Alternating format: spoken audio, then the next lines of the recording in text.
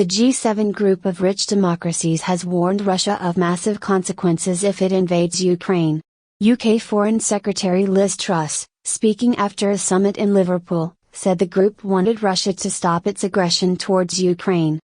However, President Putin told President Biden during their video call last week that Russian troops did not pose a threat to anyone, Russian media report.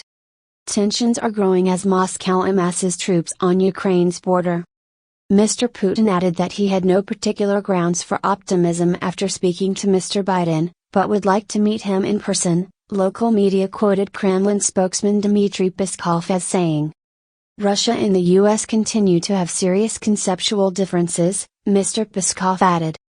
Ukrainian authorities have said Moscow could be planning a military offensive at the end of January, although US officials say it is not yet clear whether Mr. Putin has made a decision. On Tuesday, Mr. Biden and Mr. Putin held a virtual summit aimed at reducing tensions in the region. Mr. Biden said he had made it clear to Mr. Putin that there would be economic consequences like none he's ever seen if he invaded Ukraine.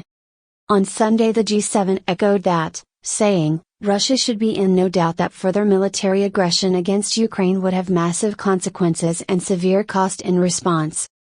The G7 called on Russia to de-escalate, pursue diplomatic channels and abide by its international commitments on transparency of military activities.